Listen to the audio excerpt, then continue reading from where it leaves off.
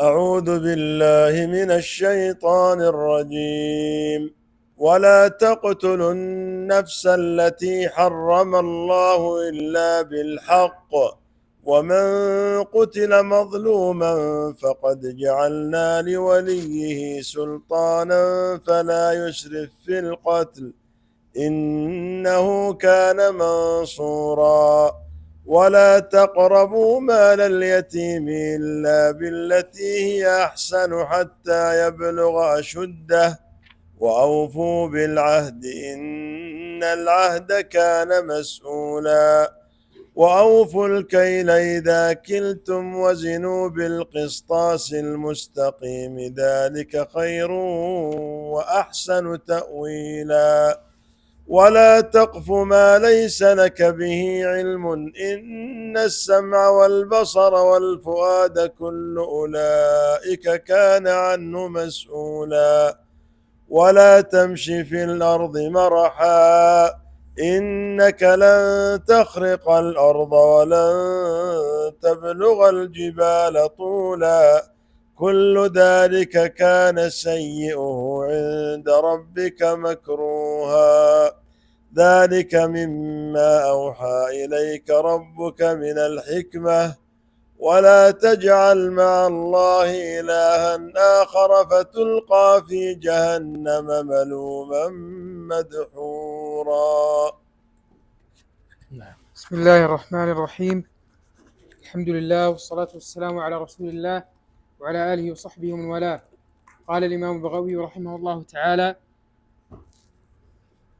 قوله تعالى: ولا تقتلوا النفس التي حرم الله إلا بالحق، وحقها ما روينا أن النبي صلى الله عليه وسلم قال: لا يحل دم امرئ مسلم إلا بإحدى ثلاث: رجل كفر بعد إيمانه، أو زنى بعد إحصانه، أو قتل نفسا بغير نفس فيقتل بها. ومن قتل مظلوما فقد جعلنا لوليه سلطانا، أي قوة وولاية على القاتل بالقتل. قاله مجاهد. وقال الضحاك: سلطانه هو أنه يتخير، فإن شاء استقاد منه، وإن شاء أخذ الدية، وإن شاء عفا. فلا يسرف في القتل. قرأ حمزة والكسائي: فلا تسرف بالتاء يخاطب ولي القتيل. وقرأ الآخرون بالياء على الغائب، أي لا يسرف الولي في القتل. واختلفوا في هذا الإسراف الذي منع منه، فقال ابن عباس وأكثر المفسرين: معناه لا يقتل غير القاتل، وذلك أنهم كانوا في الجاهلية إذا قتل منهم قتيل لا يرضون بقتل قاتله حتى يقتلوا أشرف منه. وقال سعيد بن جبير: إذا كان القاتل واحدا فلا يقتل جماعة بدل واحد. وكان أهل الجاهلية إذا كان المقتول شريفا لا يرضون بقتل القاتل وحده حتى يقتلوا معه جماعة من أقربائه. وقال قتادة: معناه لا يمثل بالقاتل، إنه كان منصورا. فالهاء راجعة إلى المقتول في قوله: ومن قتل مظلوما، يعني إن المقتول منصور في الدنيا بإيجاب القبض على قاتله، وفي الآخرة بتكفير خطاياه وإيجاب النار لقاتله. هذا قول مجاهد. وقال قتادة: الهاء راجعة إلى ولي المقتول، معناه إنه منصور على القاتل باستيفاء القصاص منه أو الدية. وقيل في قوله: فلا يسرف في القتل، إنه أراد به القاتل المعتدي، يقول: لا يتعدى بالقتل بغير الحق، فإنه إن فعل ذلك فولي المقتول منصور من قبلي عليه باستيفاء القصاص منه. ولا تقربوا مال اليتيم إلا بالتي هي أحسن حتى يبلغ أشده، وأوفوا بالعهد، بالإتيان بما أمر الله به والانتهاء عما نهى الله عنه. وقيل أراد بالعهد ما يلتزمه الإنسان على نفسه، إن العهد كان مسؤولا. قال السدي: كان مطلوبا. وقيل العهد يسأل عن صاحب العهد، فيقال فيما نقضت كالموؤودة تسأل فيما قتلت. بسم الله الرحمن الرحيم. الحمد لله رب العالمين، صلى الله وسلم على نبينا محمد وعلى آله وصحبه أجمعين. اللهم علمنا ما ينفعنا وانفعنا بما علمتنا وزدنا علما يا رب العالمين. سبحانك لا علم لنا إلا ما علمتنا إنك أنت العليم الحكيم. يقول الله تعالى: ولا تقتلوا النفس التي حرم الله إلا بالحق. ومن قتل مظلوما فقد جعلنا لوليه سلطانا فلا يسرف في القتل إنه كان منصورا. لا زلنا أيها الإخوة مع الآيات الكريمات التي ضمنها الله تعالى نواهي وزواجر أكيدة وأوامر كريمة، وهي الآيات التي تبدأ من الآية 22 من سورة الإسراء، وهي قوله تعالى: لا تجعل مع الله إلها آخر فتقعد مذموما مخذولا، وحتى الآية 39 من هذه السورة، وهي قوله تعالى: ذلك مما أوحى إليك ربك من الحكمة ولا تجعل مع الله إلها آخر فتلقى في جهنم ملوما مدحورا. آيات كريمات فيها جملة من الأوامر والنواهي مشتملة على حق الله تعالى وحقوق العباد. ابتدأ الله عز وجل بحقه الأعظم بالنهي عن الشرك، فقال جل وعلا: لا تجعل مع الله إلها آخر فتقعد مذموما مخذولا. ثم أردف بالأمر بتوحيده بقوله: وقضى ربك ألا تعبدوا إلا إياه. ثم بدأ ببيان حقوق العباد وأعظمهم حقا وأوجبهم أمرا الوالدان، فقال جل وعلا: وبالوالدين إحسانا. وبعد الأمر بحقوق الوالدين أمر بحقوق القربى، وهم الذين يتصلون بالوالدين أو بهما جميعا أو بأحدهما. ثم نهى وزجر عن ظلم يقع من الوالدين على أولادهم، واشتهر عند العرب وهو قتلهم أولادهم خشية الفاقة والجوع، فقال تعالى: ولا تقتلوا أولادكم خشية إملاق نحن نرزقهم وإياكم إن قتلهم كان خطأ كبيرا. ثم حذر من جريمة أخرى مفسدة للفرد والمجتمع مدمرة للأخلاق والطهر والعفاف، وهي جريمة الزنا. واللافت في النهي عنها أن الله عز وجل نهى عن قربان الزنا ليدل على خطر مجرد القرب منه، فكيف الحال بمن وقع فيه؟ نسأل الله السلامة والعافية. ثم في هذه الآية التي نحن بصددها الوصية التاسعة من هذه الوصايا العظيمة، وهي النهي عن قتل النفس التي حرم الله إلا بالحق. وقد جاء التأكيد على ذلك في السنة في الصحيحين أن رسول الله صلى الله عليه وسلم قال: لا يحل دم امرئ مسلم يشهد أن لا إله إلا الله وأن محمد رسول الله إلا بإحدى ثلاث: النفس بالنفس، والزاني المحصن، والتارك لدينه المفارق للجماعة. وفي السنن: لزوال الدنيا أهون عند الله من قتل مسلم. ومعلوم أن قتل النفس التي حرم الله إلا بالحق تأتي في المرتبة الثانية بعد الشرك في عظم الذنب، ثم يأتي من بعدها الزنا، كما جاء ذلك في آية الفرقان، حيث قال تعالى: والذين لا يدعون مع الله إلها آخر ولا يقتلون النفس التي حرم الله إلا بالحق ولا يزنون ومن يفعل ذلك يلقى أثاما يضاعف له العذاب يوم القيامة ويخلد فيه مهانا إلا من تاب. فكيف تقدم التحذير من الزنا على قتل النفس بغير حق في هذه الوصايا من هذه السورة الكريمة؟ والجواب والله أعلم أن الله لما بين حقه سبحانه على عباده من البعد عن الشرك وتحقيق التوحيد، ثم أردف بحق من كان سببا بعد الله في الحياة والوجود وهما الوالدان، ثم ذكر من يتصل حقهم بحق الوالدين وهم القرابة، ناسب أن يزجر أتم الزجر عن السبب الذي قد يوجد به الإنسان ويكون منسلخا عن والديه غير منسوب إليهما، ومن ثم لا يتصل بقربى، لأن أصل القربى قد انقطع بانقطاع الوالدين، وهذا يحصل نتيجة الزنا، فقدمه لارتباطه الوثيق بما قبله من أوامر ونواهي. وقوله جل وعلا ولا تقتلوا النفس، الألف واللام في النفس لاستغراق الجنس، وتشمل المسلم والكافر، وتشمل المسلم والكافر المعاهد، وتشمل المسلم والكافر المعاهد، وقد جاء النهي عن قتل المعاهد وهو المستأمن من أهل الحرب، كما روى البخاري عن عبد الله بن عمرو رضي الله عنهما عن النبي صلى الله عليه وسلم قال من قتل معاهدا لم يرح رائحة الجنة وإن ريحها لا يوجد من مسيرة 40 عاما.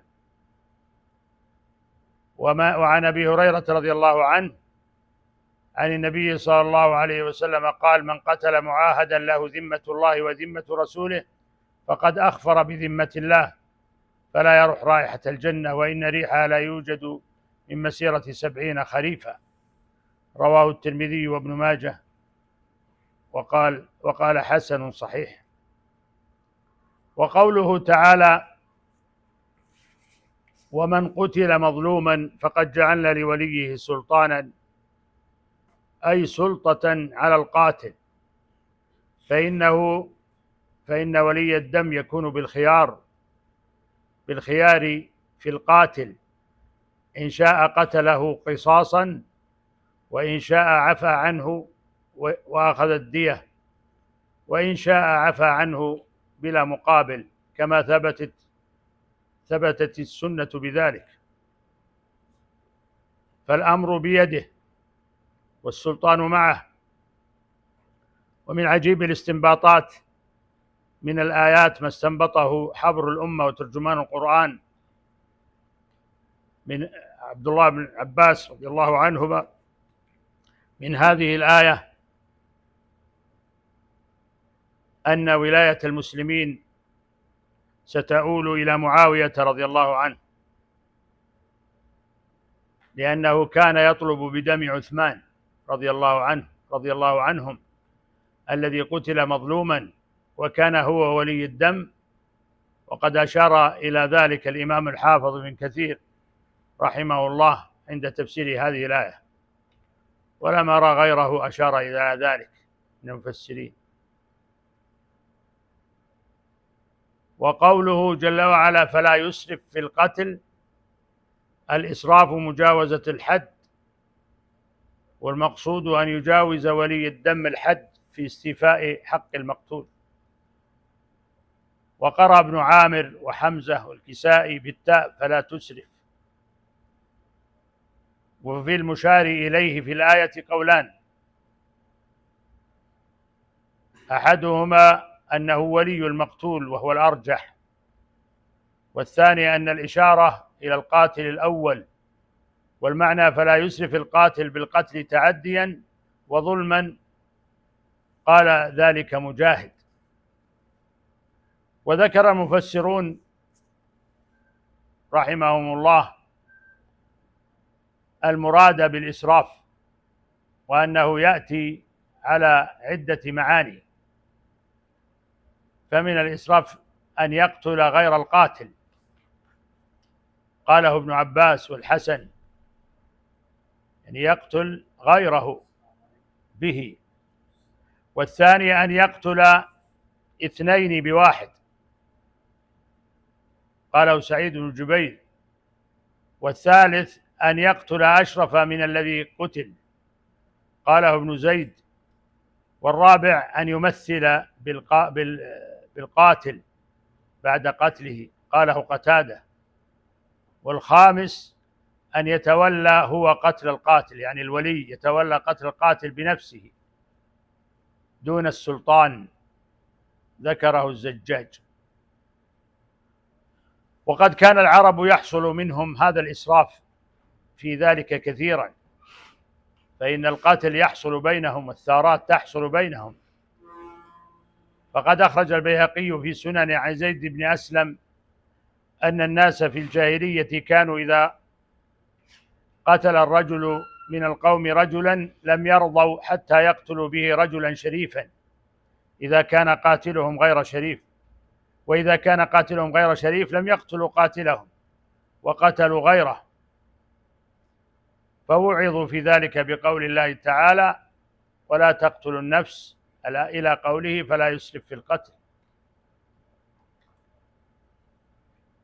وقال مهلهل ابن ربيعة لما قتل بجير بن الحارث بن عباد في الحرب المشؤومة التي حصلت في العرب، حرب البسوس المشهورة، قال: بؤ بشسع نعل كليب. فغضب الحارث بن عباد وقال قصيدته المشهورة: قرب مربط النعامة مني، لقحت حرب وائل عن حيالي. قرب مربط النعامة مني، إن بيع الكرام بالشسع غالي. ثم قال المهلهل في الأخذ بثأر أخيه كليب: كل قتيل في كليب غرة حتى يعم القتل آل مرة، يعني بيقتل في أخيه كل المرة، وهذا إسراف في القتل.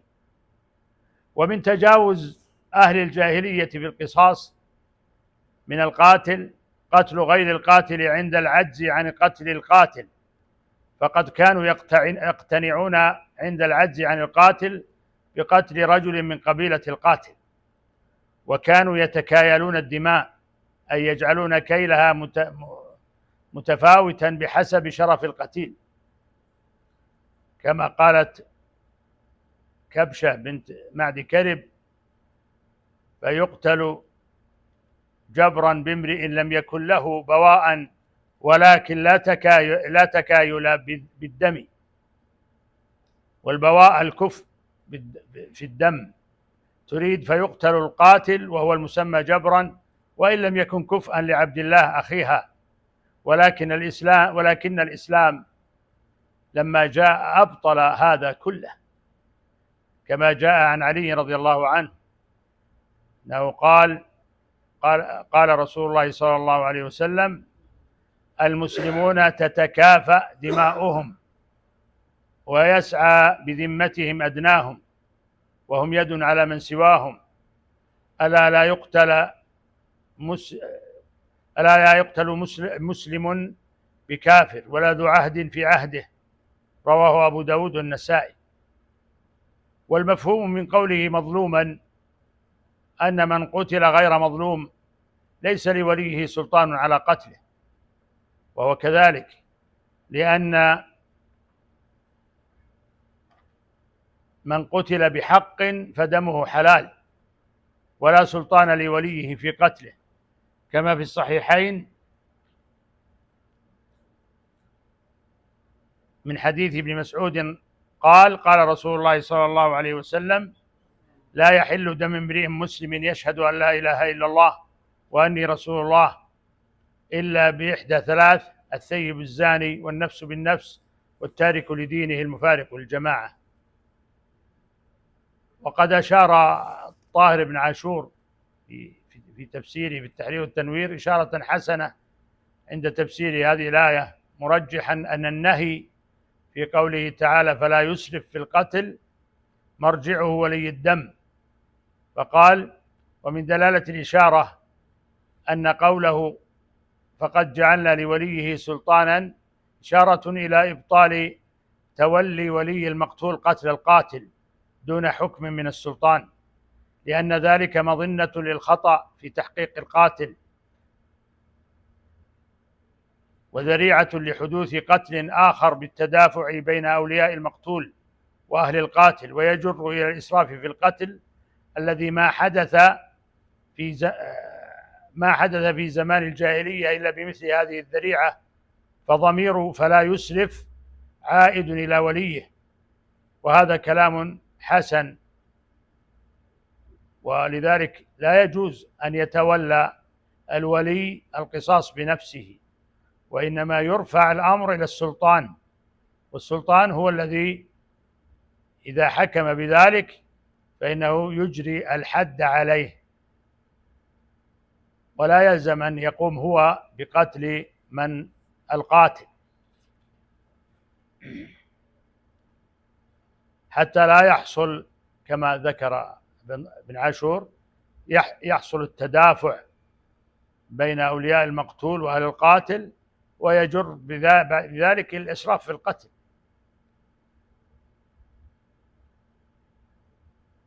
ويؤيد هذا ما أخرجه ابن المنذر وابن أبي حاتم عن ابن عباس في قوله فلا يسرف في القتل إنه كان منصورا، يقول ينصره السلطان حتى ينصفه من ظالمه، ومن انتصر لنفسه دون السلطان فهو عاص مسرف قد عمل بحمية أهل الجاهلية ولم يرضى بحكم الله تعالى. فلا يجوز أن يذهب أحد يقتل، وإنما الأمر إلى السلطان، يرفع إلى السلطان ثم يحكم فيه ويقيم الحد بعد أن يثبت الحكم. وقال ابن عاشور أيضا في تفسيره ومن نكت القرآن وبلاغته وإعجازه الخفي الإتيان بلفظ سلطان هنا الظاهر في معنى المصدر، أي السلطة والحق والصالح لإرادة إقامة السلطان، وهو الإمام الذي يأخذ الحقوق من المعتدين إلى المعتدى عليهم حين تنتظم جامعة المسلمين بعد الهجرة، ففيه إيماء إلى أن الله سيجعل للمسلمين دولة دائمة، ولم يكن للمسلمين يوم نزول الآية سلطان. يعني هذه الآية نزلت في مكة ولم يكن للمسلمين سلطان، لكن الله عز وجل ذكر فيها ما يشير إلى السلطان، فكأن هذا إيماء إلى أنه سيحصل لهم سلطان ويكون المرجع إليه. هذه الإشارة يعني والنكتة في هذه الآية مثلها قول الله عز وجل في أول هذه السورة سبحان الذي أسرى بعبده ليلا من المسجد الحرام إلى المسجد الأقصى الذي باركنا حوله لنريه من آياتنا إنه هو السميع البصير. كيف تكون مثلها؟ نايمين يصلح هذا. أيوة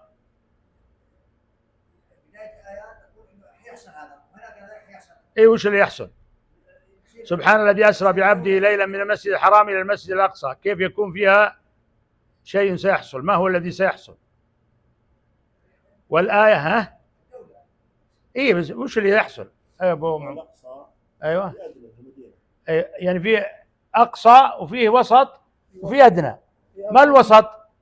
المدينة. هل المدينة موجودة يوم نزلت الآية سبحان الذي أسرى؟ ما موجود. فهذه كانها إشارة لأنه سيحصل. فالأقصى البعيد والأقرب مكة وبينهما المدينة، فهذه مثل هذه. فالأقصى بين مسجدين، لم يكن المسجد النبوي ولم يكن المسجد النبوي موجودا حين نزول الآية. أحسنت يا أبو عمر. ثم إن مما ينبغي التنبيه عليه ما وقع به بعض المفسرين، ما وقع من بعض المفسرين من القول أن هذه الآية مدنية، ظننا الحكم الذي تضمنته هذه الآية لا يناسب إلا العهد المدني، وهذا خطأ بين. فالسورة مكية، سورة الإسراء مكية والآية مكية.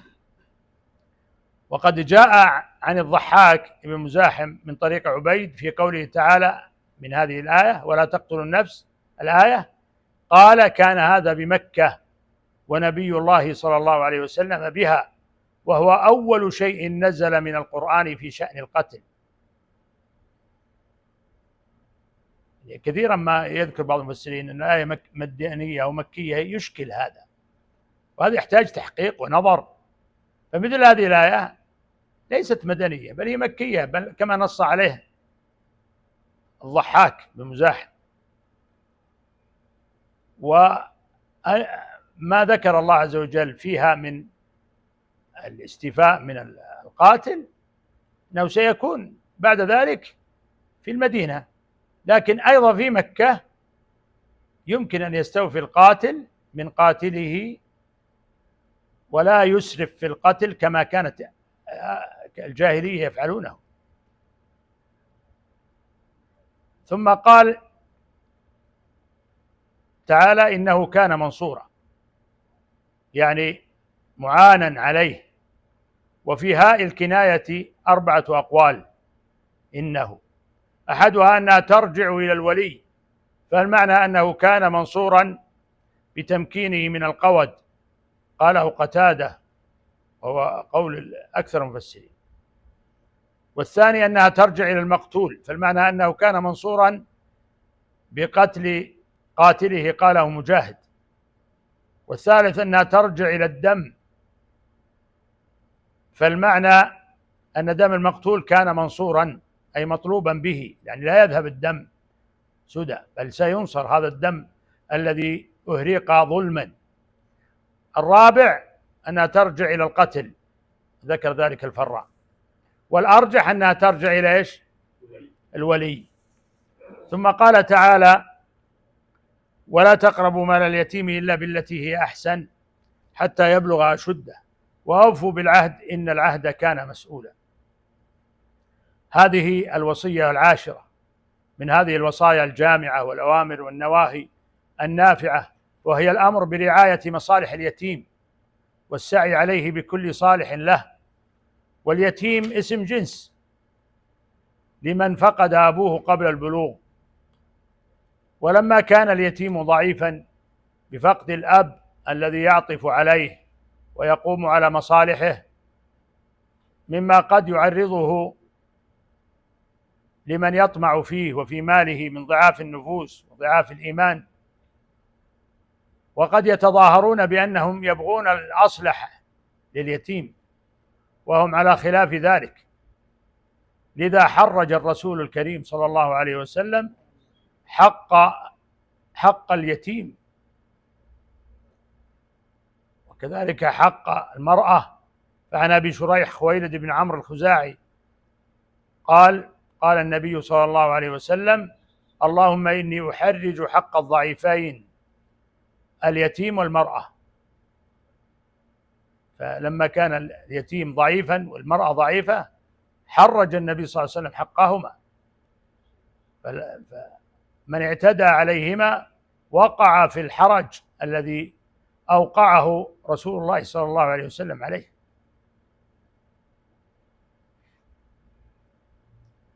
وفي هذه الآية ينهى الله تبارك وتعالى عن التعدي على مال اليتيم بأي نوع من التصرف إلا في حالة واحدة، وهي التي أشار الله إليها بقوله إلا بالتي هي أحسن. وفي قوله إلا بالتي هي أحسن أقوال، أحدها أنه أكل الوصي المصلح للمال بالمعروف وقت الحاجة، يعني أنه يأكل بالمعروف من مال اليتيم. والثاني التجارة فيه، قاله سعيد بن جبير ومجاهد والضحاك والسدي. والثالث أنه حفظه له إلى وقت تسليمه إليه، قاله ابن السائب.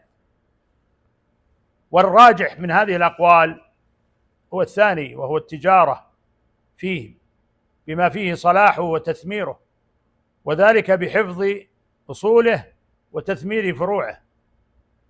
وذلك لما جاء عن عمرو بن شعيب عن أبيه عن جده عبد الله بن عمرو رضي الله عنهما أن رسول الله صلى الله عليه وسلم قال من ولي يتيما له مال فليتجر له ولا يتركه حتى تأكله الصدقة، رواه الترمذي والدارقطني، وإسناده ضعيف لكن له شواهد، من شواهده ما رواه البيهقي أن عمر بن الخطاب رضي الله عنه قال: ابتغوا في أموال اليتامى لا تأكلها الصدقة، يعني تاجروا فيها، ذموها. أما القول أنه أكل الوصي المصلح للمال بالمعروف وقت الحاجة فهو وإن كان صحيحا ومأذونا فيه، كما جاء عن عطاء بن السائب عن سعيد بن جبير عن ابن عباس قال: لما أنزل الله ولا تقربوا مال اليتيم إلا بالتي هي أحسن، وقوله تعالى: إن الذين يأكلون أموال اليتامى ظلما، الآية، انطلق من كان عنده يتيم فعزل طعامه من طعامه وشرابه من شرابه، فجعل يفضل الشيء فيحبس له حتى يفضل الشيء، فجعل يفضل الشيء فيحبس له حتى يأكله أو يفسد، فاشتد ذلك عليهم رضي الله عنهم، فذكروا ذلك لرسول الله صلى الله عليه وسلم، فأنزل الله عز وجل: ويسألونك عن اليتامى قل إصلاح لهم خير وإن تخالطوهم فإخوانكم. قال: فخلطوا طعامهم بطعامهم وشرابهم بشرابهم، رواه أبو داود. لكن هذا الأكل بالمعروف هل ينقص به مال اليتيم ولا ما ينقص؟ ينقص.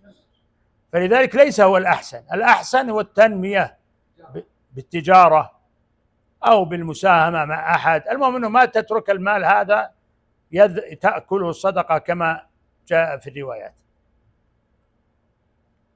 وقوله بالتي هي أحسن أفعل تفضيل، يدل على أنه أحسن، من يكون المال أحسن مما مات عليه الميت المورث.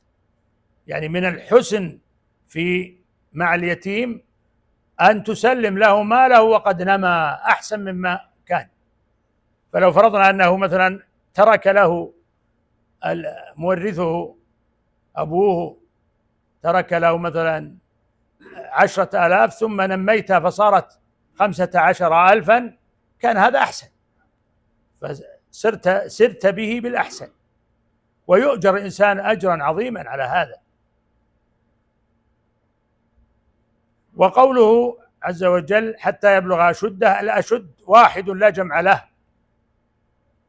وقد قيل إنه واحده وقيل له إنه جمع، وله إن واحده شد، وأصله من شد النهار أي ارتفع، يقال أتيته شد النهار ومد النهار، كما قال الشاعر: عهدي بها شد النهار كأنما خضب اللبان ورأسه بالعظلم. وقال آخر: تطيف به شد النهار ضعينة طويلة أنقاء اليدين سحوق. وذكر أبو عبيد أنه لا واحد له من لفظه عند العرب، وكان سيبويه يقول: واحده شدة. ومعناه معنى أشده بلوغ سن الاحتلام،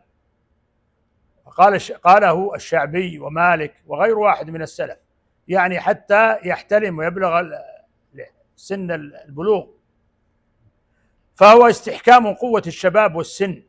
قال ابن قتيبة: ومعنى الآية حتى يتناهى في النبات إلى حد الرجال. وقد اختلفت أقوال المفسرين في تحديد سن الأشد في هذه الآية تحديدا على أقوال كثيرة، أوصلها بعضهم إلى 10 أو 8 أو 10 أقوال، وأقوالهم مختلفة في تحديد سن الأشد، حتى قال بعضهم يعني قولا عجيبا إن سن الأشد 60. فهل يعقل أن ما يعطى اليتيم ماله إلا بعد 60؟ لا يعقل. نعم. ولا يخفى ضعف هذه الأقوال، ولعل المفسرين تناقلوها من تفسير أشده في شأن يوسف عليه السلام وفي شأن موسى عليهما السلام، فإن الله عز وجل قال في سورة يوسف: ولما بلغ أشده واستوى آتيناه حكما وعلما وكذلك نجزي المحسنين.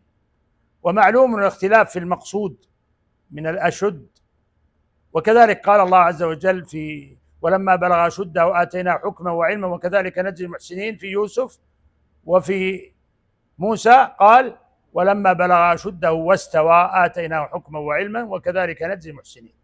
فهنا الأشد غير الأشد هنا، يختلف الأشد عند اليتيم عن اليشد في المقصود به عند يوسف عليه السلام وموسى. والراجح والله أعلم أنه بعد البلوغ ينظر الولي في حال اليتيم، فإن أنس منه رشدا دفع إليه ماله، وقد جاء الأمر بذلك في قوله تعالى: وابتلوا اليتامى حتى إذا بلغوا النكاح فإن آنستم منهم رشدا فادفعوا إليهم أموالهم ولا تأكلوها إسرافا وبدارا أن يكبروا، ومن كان غنيا فليستعفف ومن كان فقيرا فليأكل بالمعروف. وقوله تعالى طبعا فليس العبرة يعني قد يكون الشاب الصغير يعني حسن التصرف في المال بعد البلوغ، فإذا بلغ وابتلاه وليه يعني اختبره يعطيه مال ويشوف كيف يتصرف بالمال، فإذا تصرف تصرفا حسنا ولم يبذره ويلعب فيه فإنه يعطيه ماله لأنه هذا حقه، وإن كان لا يحسن التصرف فإنه يمسكه حتى يرشد. وقوله تعالى: وأوفوا بالعهد إن العهد كان مسؤولا، أي الذي تعاهدون عليه الناس والعقود التي تعاملونهم بها، فإن العهد والعقد كل منهما يسأل صاحبه عنه، لذا قال تعالى: إن العهد كان مسؤولا.